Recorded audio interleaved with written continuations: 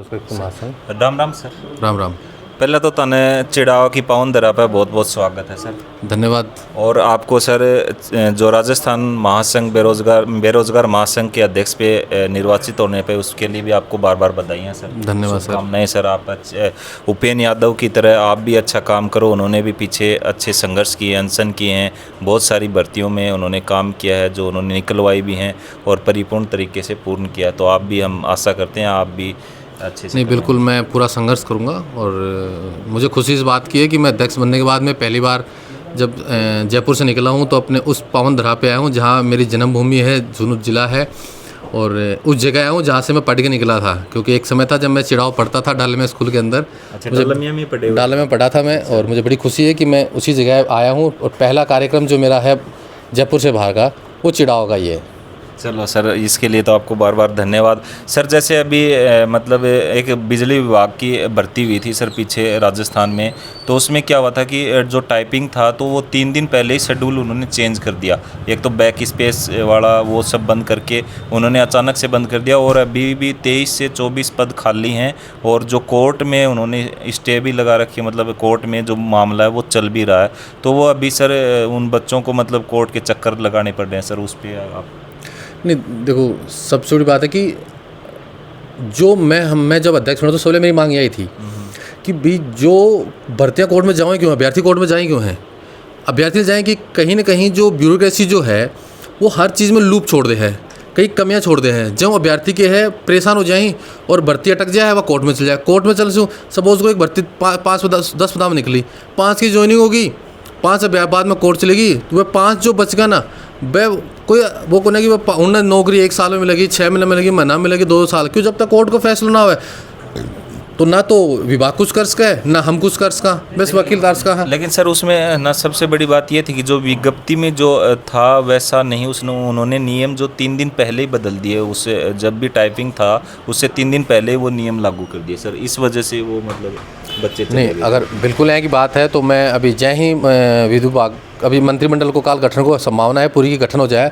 अगर जय बने हैं तो जो भी ऊर्जा मंत्री बनेगा मैं उसको मिलूंगा। और जो मांग है आपकी, जो आपके जो बच्चे की तरफ से जो मांग है, मैं बिल्कुल पुरजोश तरीका उठाऊंगा कि जब विज्ञप्ति जारी कर दी तो उसके बाद में कोई भी रूल नियम ते बदल कैसे सको हो भाई। जो सर बदलें तो भी एक टाइम ही होता है, जैसे 1 महीने 2 महीने पहले अगर बदलें तो भी चल जाता। 3 दिन पहले ही उन्होंने अचानक से बदला। और अभी भी बच्चों का सिलेक्शन होने के बावजूद इतने नंबर हैं उनके, लेकिन वो उन टाइपिंग की वजह से सर वो लटकी हुए हैं। और वो हाई कोर्ट के ना उसमें केस कर रखा, उसके चक्कर लगा रहे सर। तारीख पे तारीख मिल रही है, बस ये नहीं, बिल्कुल ताली बात जो कह रहे हो मैं बिल्कुल मान रही चीज़ है, क्योंकि ये मैं कहना चाह रहा हूँ कि बदल ही नहीं सकते। जब एक भर्ती निकल गई, जब निकाली तो सोच समझ के निकाली है।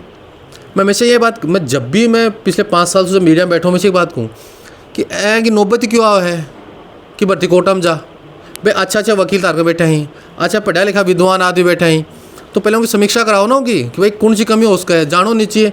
और जो मांग है, जो अभ्यर्थी कुछ अभ्यर्थी हैं जो आज मिले हैं, बाकी 1-2 अभ्यर्थी हैं मेरे से मिल लेंगे और मैं उन्हें सारी डिटेल कम लेके, और जय ही ऊर्जा मंत्री मिलेंगे मैं उनसे मिलूँगा, संबंधित विभाग से मिलूँगा। और अगर सचिवालय में डीओपी में अगर कुछ आदेश में कुछ है कि त्रुटियां हैं, अगर आदेश सही निकले है और बाद में कुछ कमियां करी हैं तो कल भी आप उनकी मांग उठाऊंगा, पूर्व तरीका उनको न्याय दिलाऊंगा। बिल्कुल सर, कुछ हैं बच्चे जो मेरे भी संपर्क में हैं, हम आपके वो डॉक्यूमेंट्स आपसे आपको उपलब्ध करा देंगे। उस पर आप बिल्कुल, अभी जैसे कंप्यूटर अनुदेशक की भर्ती निकली थी और अभी जैसे ही सरकार बनी यहाँ राजस्थान में भाजपा की, तो उसमें भी आया था कि शायद इस पर बात हो सकती है। कंप्यूटर अनुदेशक में जो 40% का जो एक नियम है उसमें शिथिलता के ऊपर, तो उसमें हो सकता है क्या कुछ ऐसा, या फिर वो नियम नहीं, नियम जो 40% नियम है मन को लागू में शिथिलता कोई मामला हो, क्योंकि ये नियम बना दियो एक 40% कम से कम मिनिमम मार्क्स वालों पास होना चाहिए। या मांग हम उठाई भी थी कि भाई शिथिलता अगर विज्ञप्ति के पद पड़े हैं तो शिथिलता दो, लेकिन वो एक आदेश को कि जो एक रूल बना दियो कि भाई मिनिमम 40% तो होना ही चाहिए।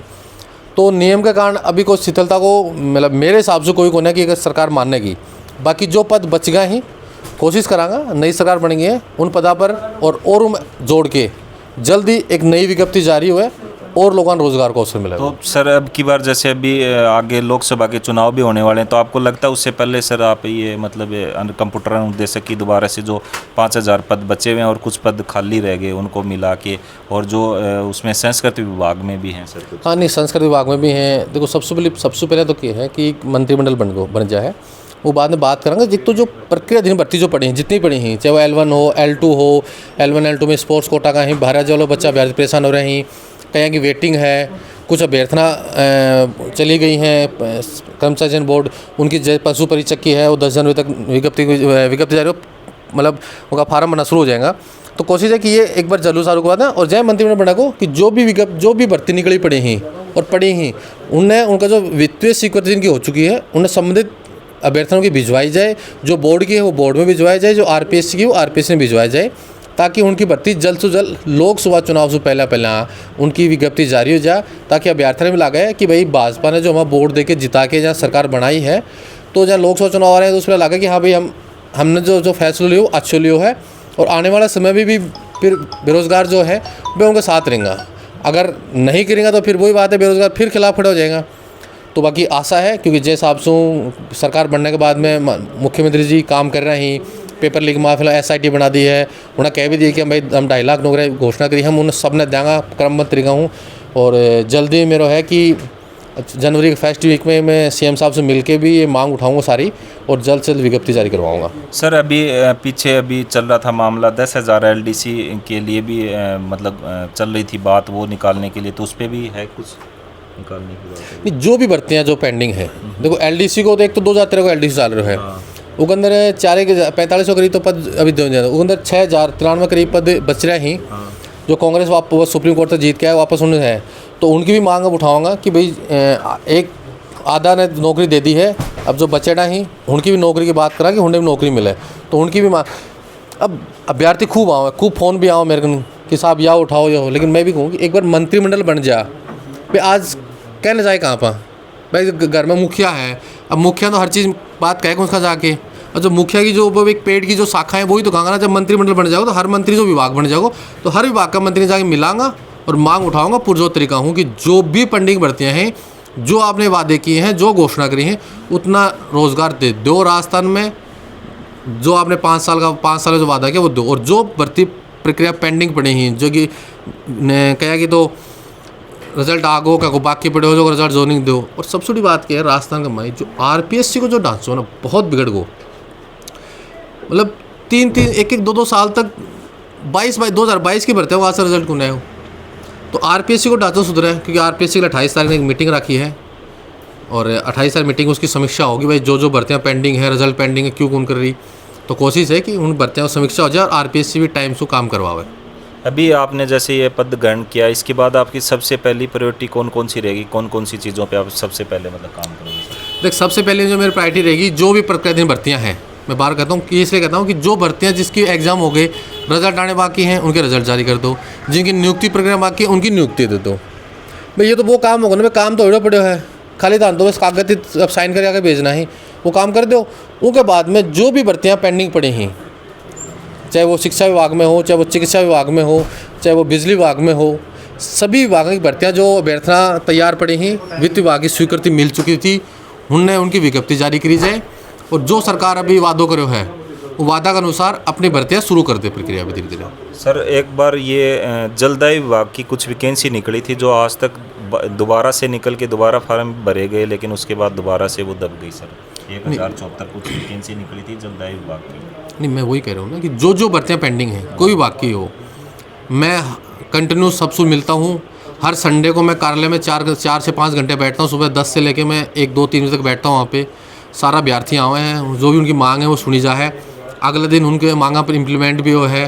जब अगर कर्मचारी चयन बोर्ड जानो, कर्मचारी चयन बोर्ड जानो है। अगर RPSC में बात करनी है, लेटर देने उठे भी जाए हैं। अगर संबंधित विभाग निर्देशालय में जानो है, अगर बात करनी है तो उठे बात की जाए, काम की जाए। धीरे धीरे सारी चीज़ें, क्योंकि अभी चुनाव हुआ ही, आप अभी सरकार ना की मंत्रिमंडल गठन करो, तो आवाज सरकार ने उसका हिसाब करो, तो वो भी एक आप ऑप्शन है कि भाई एक बार मंत्रिमंडल गठन हो जाए। बाद जो भी पेंडिंग भर्तियाँ हैं, जितनी भी पेंडिंग भर्तियाँ हैं, क्योंकि पूरा आश्वासन मान मिलो है कि जो भी भर्तियाँ पेंडिंग पड़ी हैं सब ने निकालेंगे। अगर कहीं वेटिंग लिस्ट है, कर्मचारी चयन बोर्ड ने भी कहा है कि जो भी वेटिंग लिस्ट है हम उसको भी निकालेंगे। तो इसलिए अभ्यर्थी थोड़ा परेशान ना हो, जय मंत्रिमंडल बैंड बन जाए, उसके बाद में जनवरी फर्स्ट वीक से ही आप पुरजोर तरीका काम करांगा। जो बेरोजगारों की मांग है, जो वाजिब मांग है, जो भर्तियाँ पेंडिंग है, सब निकलवाऊंगा। नई वैकेंसी भी निकलवाऊंगा और नई वैकेंसी भी आऊँगी। और जय मतलब अभी राजस्थान बेरोजगार बच्चों से आप और क्या कहना चाहते हो? मतलब बस मैं राजस्थान बच्चों को यही कहना चाह रहा हूँ कि आप अपनी मेहनत करो, तैयारी करो, वैकेंसियाँ आएंगी, किसी के बहकाव में मत आओ, अवसाद में मत आओ। रोज़गार हर सबको सरकारी नौकरियाँ नहीं मिलती, सबको क्या नाम है, कुछ लोग प्राइवेट में करते हैं, कुछ सरकारी करते हैं। रोज़गार के अवसर ढूंढो, आप उस लायक बनो कि आप प्राइवेट में जाओ तो भी उसके लायक रहो और सरकारी में उसके लायक रहो। आप मेहनत करो, तैयारी करो, नौकरियां आ रही हैं, वैकेंसियाँ आएंगी, जो पड़ी है वो भी आएंगी और जो सरकार ने वादे किए हैं वो भी पूरी वैकेंसी निकलवाऊँगा।